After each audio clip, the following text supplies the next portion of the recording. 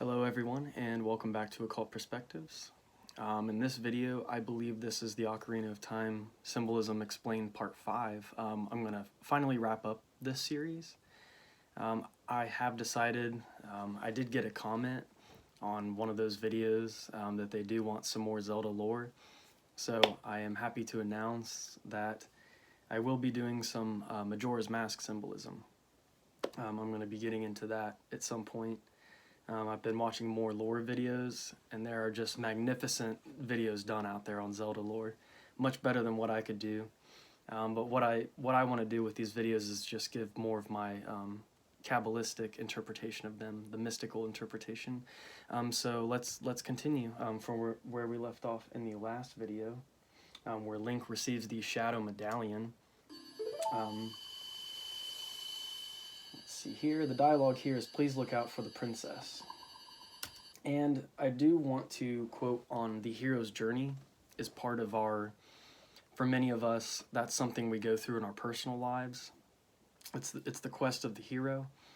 And the knight, this warrior, this what would be considered the divine masculine, really what this warrior fights is he doesn't fight his enemy. A true warrior doesn't. He fights only to defend. He never fights in the offense. And a true knight, a true warrior, the true sacred masculine defends the sacred feminine on all levels with his individual partner and also with the earth itself, Gaia. And this cycle of life is a reoccurring theme in the Ocarina of Time.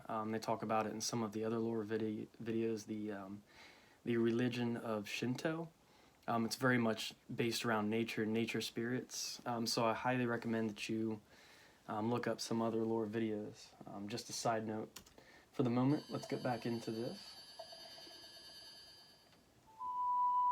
Okay, and this is at Link in another one of the Great Fairy Fountains. And this is the Great Fairy of Love, which is associated with Nehru. The other two great fairies were associated with Din, and you got Din's fire, and Faror, you got Faror's wind. And this great fairy, it's the Great Fairy of Magic. And she gives you Nehru's love. It's the divine feminine love, because it was Nehru's wisdom poured onto the creation of life. Nehru brought divine order and justice, the spirit of law, to the creation of the other two goddesses. Din created the physical formations, Faror created the life which upheld the law, but Nehru's love is the divine feminine that kind of encompasses all of that. And in the game, Nehru's love protects you from getting harmed. So let's get back a little forward. You're out in the desert, and this is where you learn the Requiem of Spirit. Let's see what Sheik has to say right here, because there's some time symbology in this. Time is a reoccurring theme in the Zelda games. In this, the theme of the Ocarina of Time is more about manhood and growing up, and in Majora's Mask, it's just about running out of time. I think I missed something there that you said. And we'll get more into the death symbolism in the Majora's Mask, because Majora's Mask, it focuses much more around death. Past, present, future. The Master Sword is a ship with which you can sail upstream and downstream through time's river. Also, the sword is a symbol in the tarot suits for air. It's emblematic of the air element, so that's something else to take into consideration. The sword itself is a ship, which allows Link to travel through time. That's quite interesting. The port for that ship is in the Temple of Time. To restore the Desert Colossus and enter the Spirit Temple, you must travel back through time's flow. Listen to this Requiem of Spirit. This melody will lead a child back to the desert. Go ahead and skip this.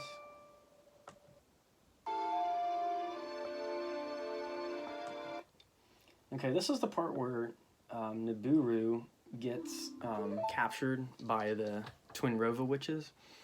And there's interesting lore on them as well. They actually raised Ganondorf. They were like the surrogate mothers, essentially, for Ganondorf. Because in the Gerudo tribe, he was the leader of the tribe. It's kind of interesting, one man is only born every 100 years. And they taught him sorcery and all these other things, and that's how he came to become a master of the black arts and such. Moving on. This is the part where they kind of do the brainwashing, you know, it's the mind control on Nibiru. I'm going to try to give you guys a better angle. Maybe you can see the screen better. Right there. And then when she comes to, she becomes aware that she's been under this brainwashing or mind control. Let's see what they say here. She's all, you know, disoriented. Where am I?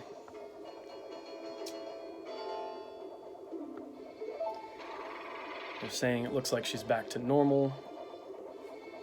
She's just a little girl, but she commands a lot of respect among the Gerudo. And see, Nibiru has been she's become rebellious to Ganondorf's cause. So she has a lot of Gerudo that are on her side, and it's kind of become this big thorn in the side for the Twin Rova sisters and Ganondorf in general, this whole uprising of the Gerudo.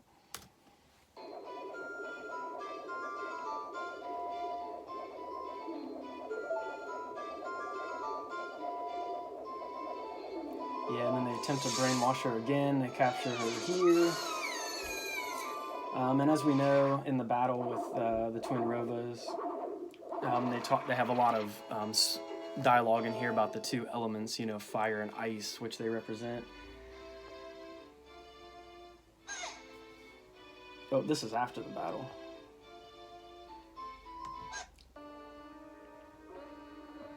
Look at the kid, he's come to offer himself as a sacrifice to the great Ganondorf. And then they merge into one as the battle goes on. With my flame, I will burn him to the bone. So they use the elements, they're sorceresses, you know. With my frost, I will freeze him to his soul.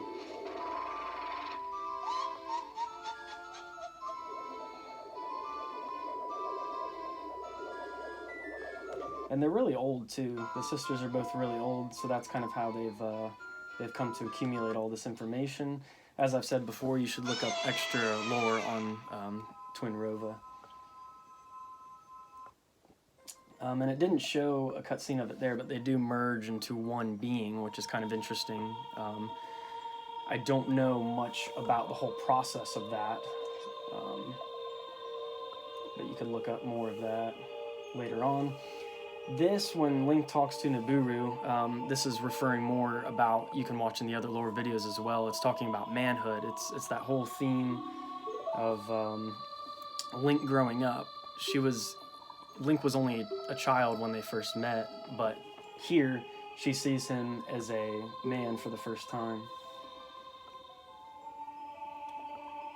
And there's some significance to Link losing the sages in his life that were his close friends, particularly Sarah or Sarai, I'm not sure how you pronounce it, represents like innocent love. Ruta represents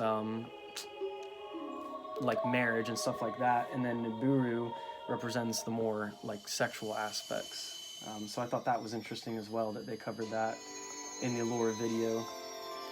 That particular lore video is called a masterclass on subtext, I believe. And then Link receives the Spirit Medallion. Nibiru awakens as a sage.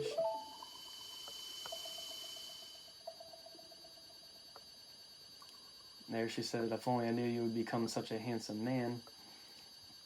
Something about, I should have kept the promise I made back then, ... So that makes you wonder about Nibiru a little bit. Okay, so this is when Rauru, all the sages have been awakened. This is before they form the Rainbow Bridge. Or maybe this is when they do that. You should meet the one who is waiting for you, the one who is waiting at the Temple of Time. Okay, so Zelda, which, surprise, surprise, Sheik is actually Zelda. Zelda, in a way, since she's the 7th sage, she's like the unifying principle of all these sages. She represents the 7th chakra, or the crown chakra, in my opinion, or Kether on the Tree of Life, because it seems like, in a way, each of these sages are kind of representative of the chakra system. And here's some lore that's kind of similar to the beginning of... it's kind of similar to the story that the Deku Tree and Zelda tell you in the beginning, but this is extra lore that goes with it. If you would seek the sacred triangles, the resting place of the sacred triangle, the sacred realm, is a mirror that reflects what is in the heart. So it's an as within, so without kind of deal. Hermetics going on here. The heart of one who enters it, if an evil heart, the realm will become full of evil. If pure, the realm will become a paradise. So you're kind of able to drop the phone. Finally fell. So whoever enters the sacred realm is able to, basically, they vibrationally change the realm itself based on where their heart lies. It's kind of like the weighing of the heart, you know, when you think of the Egyptian Book of the Dead. The sacred triangle, it is a balance that weighs these 3 forces: power, wisdom, and courage. And at this point, I would also point out a little passage from the Fellowcraft degree, actually, in Freemasonry. It talks about geometry and the power, the wisdom, and the goodness of the great creator. Goodness is replaced with courage, so power, wisdom, and courage of the great creator as the vast proportions of the universe are revealed to us. It's talking about sacred geometry. It's talking about how everything manifests in divine sacred proportion. So this triangle, it balances the 3 forces: power, wisdom, and courage, which in another aspect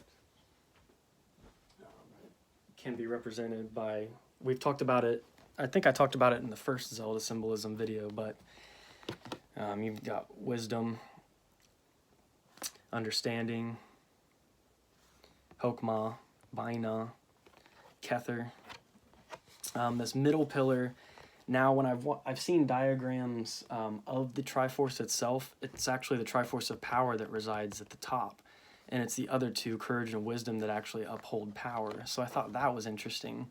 And as you can see here, it's the middle path that upholds the top of the Tree of Life. And it's also the officers in a Masonic lodge. So you have the Worshipful Master, the Senior Warden, and the Junior Warden. Courage, and here you have wisdom, which is Hokmah, which is actually represented by Zelda, and she's the feminine one, so that's interesting in this case, because normally Baina is the feminine one, represented by the Archangel Zophkiel over here, Raziel over here on wisdom, and then power, I guess, would be represented more by this middle pillar and the crown chakra at the top. So kind of looking at it in the pillar aspects like that.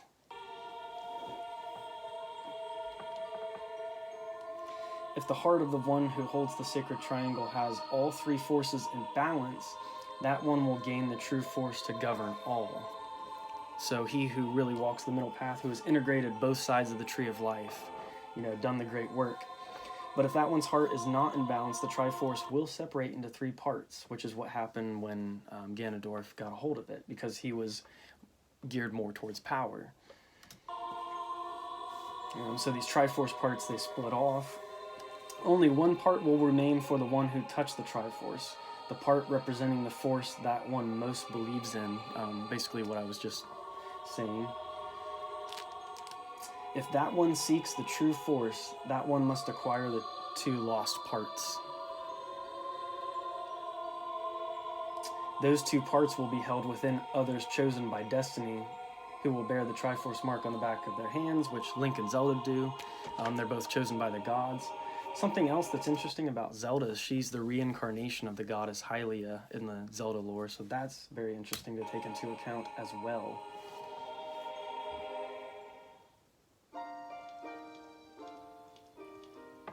"7 years ago, Ganondorf, the King of Thieves, used the door you opened in the Temple of Time and entered the sacred realm."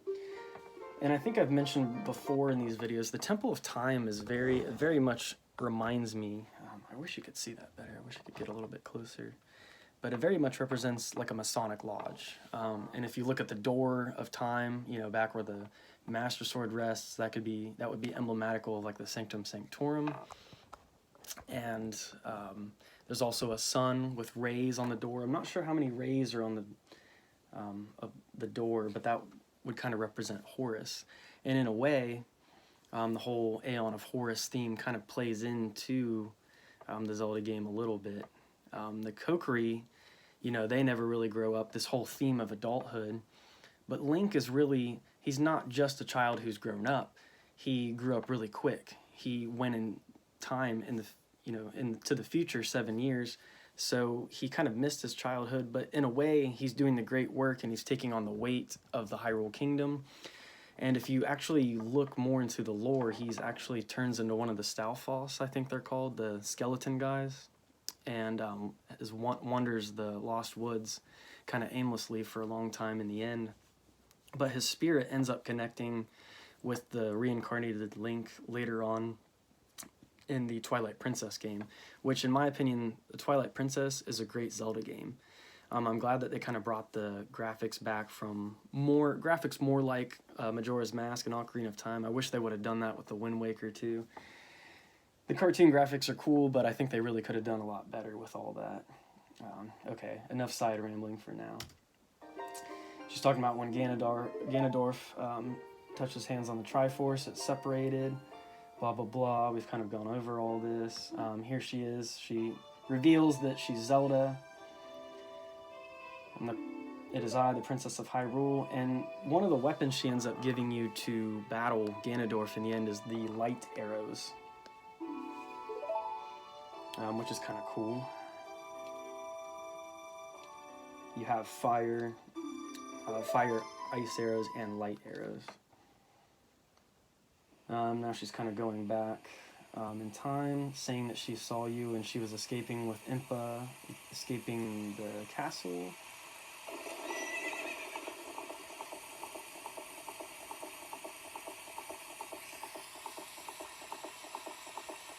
This is when she threw the ocarina into the moat.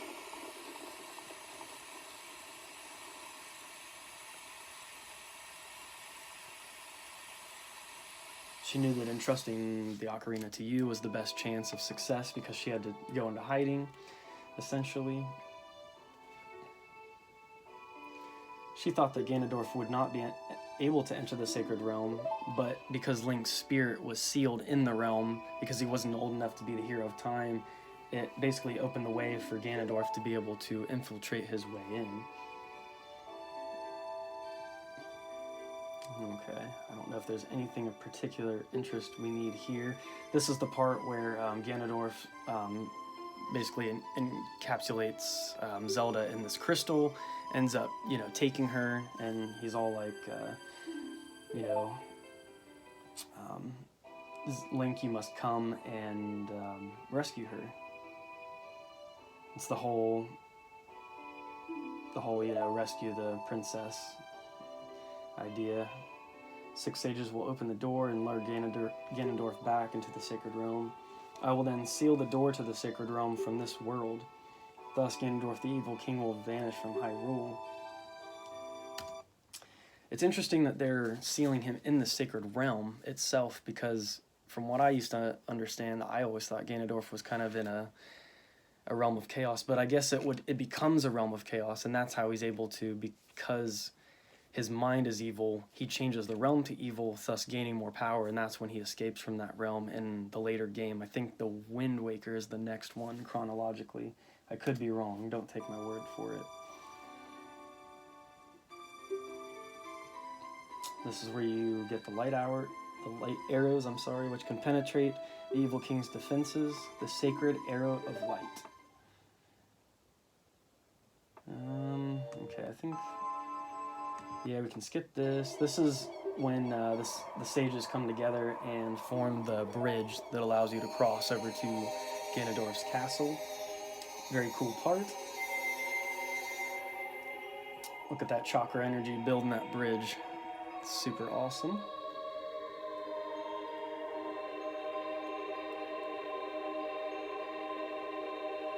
such a good feeling as a kid when you did that for the first time. Then you go through and break all the barriers. You free the sages. The spirit barriers dispelled. Hurry up, kid. More emphasis on, you know, she's calling him a kid still even at this point later on in the game. Okay, the door gets opened up. Let's just go ahead and skip all of these to where Link actually, confronts Ganondorf up in the top of the castle. This is the final battle, and it's very epic. And I do want to mention as well, the masterclass in the subtext or whatever it's called on the Ocarina of Time. It mentions Ganondorf as being symbolical of like adulthood as well, and Link represents childhood. But I also want to throw in there as well that Ganondorf, all of these characters represent archetypes within us. So Ganondorf represents just the shadow, you know, the primordial darkness aspect within ourselves that has not been transmuted yet through courage and wisdom, or courage and love and all these other qualities. It's the darkness that if you allow it to overtake you, it will, and it becomes like a beast, you know, or a demon. And Ganondorf transforms into Ganon, which kind of represents like this demonic beast or entity or whatever. Ganondorf in his sorcerer form is more like you know, he's just the leader of his people, and he was fighting against the Hylians, who he viewed as the enemy. And he has this more kind of put together appearance. He's more like a dark prince, you know, dark sorcerer.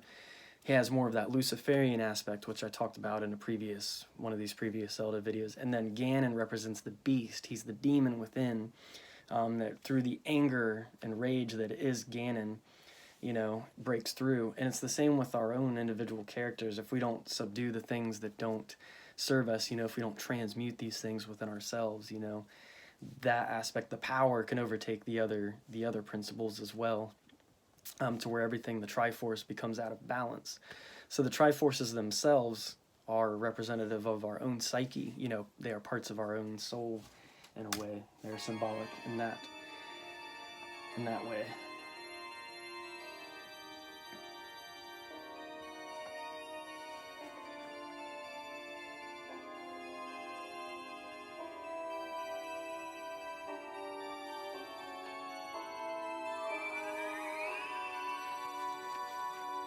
Triforce is activating on Link's hand and Zelda's hand. Ganon starts to get up. There's a little bit of dialogue here. Let's see what he has to say. The Triforce parts are resonating. They are combining into one again. You know, they're trying to be bound together again. The two Triforce parts that I could not capture on that day 7 years ago, I didn't expect they would be hidden within you two. And now, finally, all the Triforce parts have gathered here.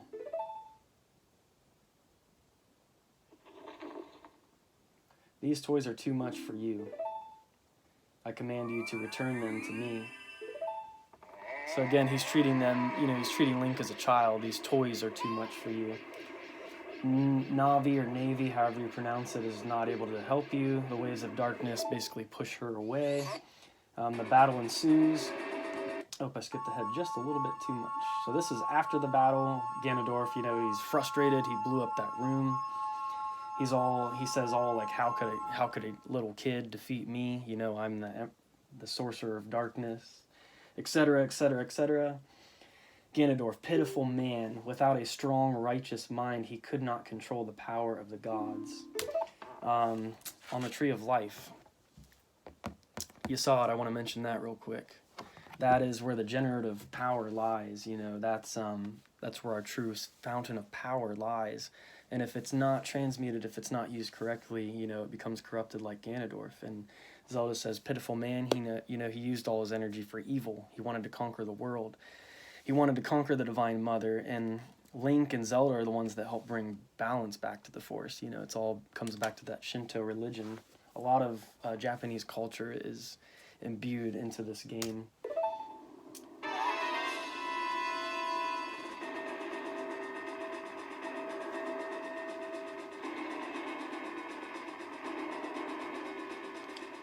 Link, listen to me, this tower will collapse soon. With his last breath, Ganondorf is trying to crush us in the ruins of the tower. We need to hurry and escape. Please follow me. So Ganondorf's hatred is so strong that it just continues even afterwards and causes the castle to collapse. He couldn't let go of the anger.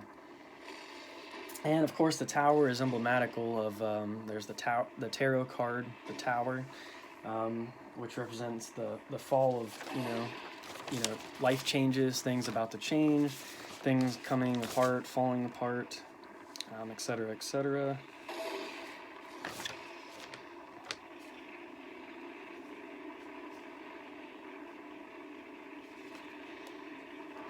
The sisters are around 400 years old. The sorceress twin Rova is what they merge into. Okay. That was from earlier. I'm trying to go through my notes here too. This tower could also be emblematical of the Tower of Babel, the tarot, as I just said, and kind of reminds you of Sauron's tower too, as well, in the Lord of the Rings. This is when Ganondorf, he's all raged up. He turns into the beast. And the only weapon that can kill him, actually, that has to do the final blow is the Master Sword itself. It's the only weapon that's capable of destroying Ganondorf. The mastering of oneself, They think the battle is over here, but it's not over yet. Uh-oh. There he is, and he's not so happy.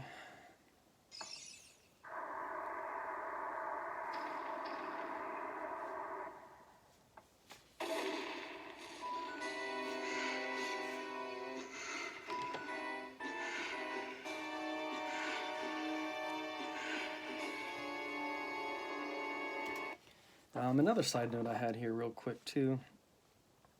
Back when we were talking about more lore on the Triforce, if one seeks the true force, that one must acquire the two lost parts, the two lost Triforce, but this also resonates with the whole theme of the lost word and Freemasonry as well. Just wanted to throw that out there too. And he screams the name Ra. I wonder if they put that in there on purpose, or if that was a complete accident. This is where you see the Demon King, Ganondorf.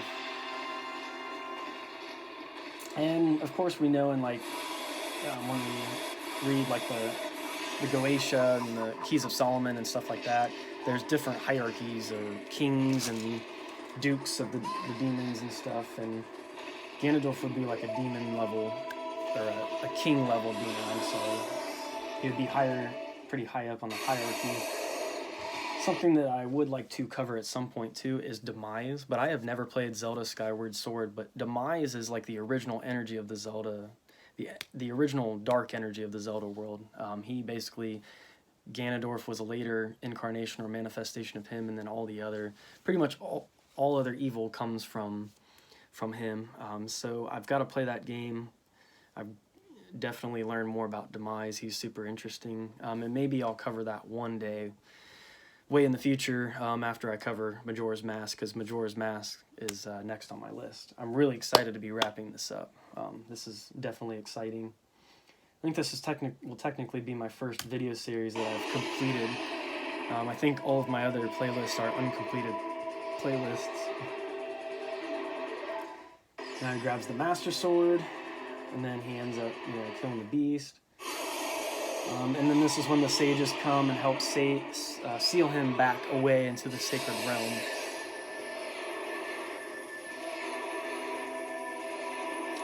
I'm using my powers to hold the evil king. You use your sword and deliver the final blow.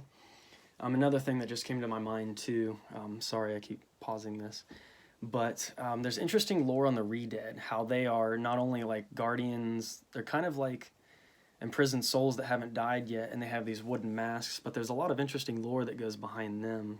Not all of them are evil. Some of them are just, I think, part of maybe victims of the battle and stuff, and their souls got stuck kind of in the underworld. I'm no expert on that. There's a lot of people who have covered the lore of the Shadow Temple itself and what the Shadow Temple might be. Was it a training ground for the Sheikah? Was it a place where they did rituals and other stuff? Super interesting lore surrounding that. There is a ship in the Shadow Temple, and that kind of represents the ship of Charon, or Charon's If you've read Dante's Inferno, it goes in line with that. And I feel like there was something else that I wanted to say, but most of it just goes in line with other lore videos, so I cannot emphasize that enough. Just keep on looking up information about other things in the Zelda universe as well, because there's no way I'm going to be able to cover it all. Alright, the Master Sword is ready to go. This is where he goes and he stabs him in the face. He throws a fit. All the sages, they put their energy together. They start to seal him away. And then this is where Ganondorf starts cursing, like the future generations. Curse you, Zelda. Curse you, sages. And curse you, Link. Someday when the seal is broken, that is when I will exterminate your descendants. Okay. And here, this is emblematical of Zelda kind of giving Link his childhood back, but as one of the lore videos stated, it's kind of strange because after that, Navi leaves Link, so that wouldn't allow him access back into the Kokiri Woods anyway. That's kind of strange. Thanks to you, Ganondorf has been sealed inside the evil realm. Thus, peace will once again reign in this world for a time. For a time. All the tragedy that has befallen Hyrule was my doing. I was so young, I could not comprehend the consequences of trying to control the sacred realm. In my opinion, it shouldn't have fallen into her hands as the responsibility anyway. Her father shouldn't have been dumb enough to believe Ganondorf in the first place. That dude obviously had evil intentions from the beginning. I dragged you into it too. Now it is time for me to make up for my mistakes. You must lay the Master Sword to rest and close the door of time. So this link that's been established between the two worlds, the portal must be closed. Yes, there, it just said it. But by doing this, the road between times will be closed, I think she just said. Let me see, how did she word that? We'll go ahead and double check. And we are 32 minutes into this video. This is going to be hopefully not too much longer. I'm about done. The road between times will be closed. That's how she words it. Okay.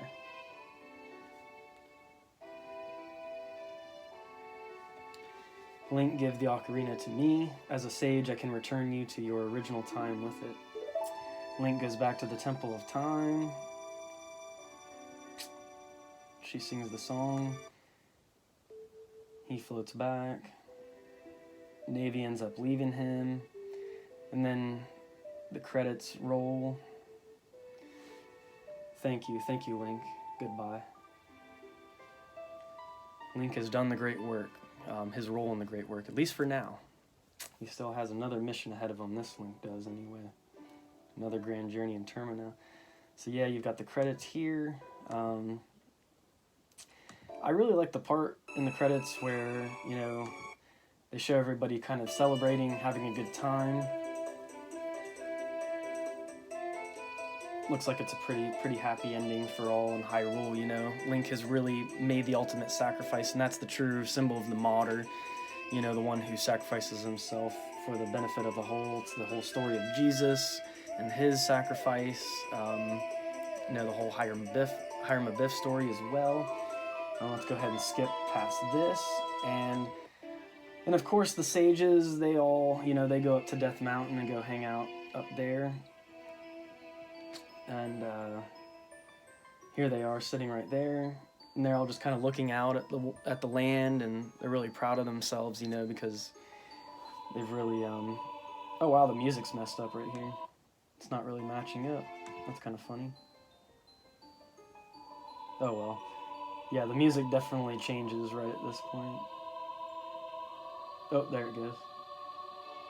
Yep, it gets all epic. It's the grand finale of the game. It's pretty cool.